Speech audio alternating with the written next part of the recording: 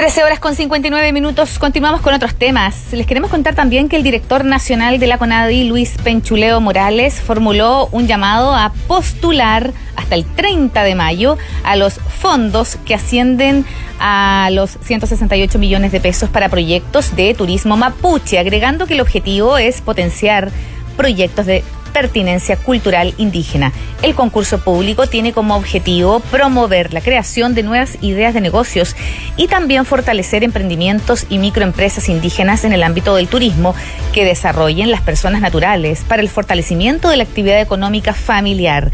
Escuchamos a continuación declaraciones del director nacional de CONADI, Luis Penchuleo. Dentro del tema de los sellos que nosotros queremos instaurar como nueva administración en CONADI, el tema del turismo cultural, con pertinencia cultural, fortaleciendo las capacidades propias que tenemos en esta región, con la presencia importante del pueblo mapuche, podamos desarrollar un modelo económico sustentable, amigable con el medio ambiente y que pueda ir mejorando la calidad de vida de la gente de la región y de los territorios en general donde están los pueblos indígenas asentados.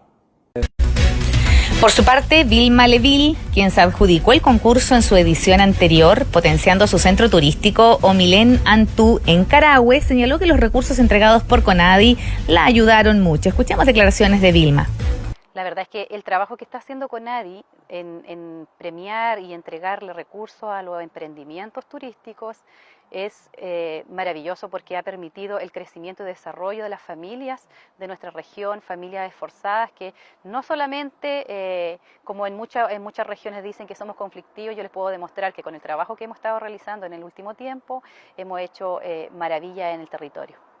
La verdad. Bueno, el monto para el presente año será de 168 millones de pesos, dirigido a dos segmentos distintos. La primera categoría se denomina Emprende, el cual está destinado a la creación de nuevos negocios. Además está la categoría Crece, que está destinado a potenciar emprendimientos actualmente presentes en el mercado del turismo indígena.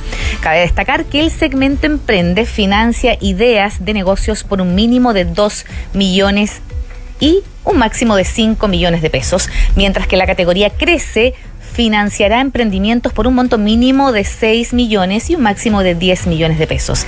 Este concurso es ejecutado por la Subdirección Nacional Sur de la CONADI y la postulación es vía online hasta el día 30 de mayo en el sitio web www.conadi.gov.cl.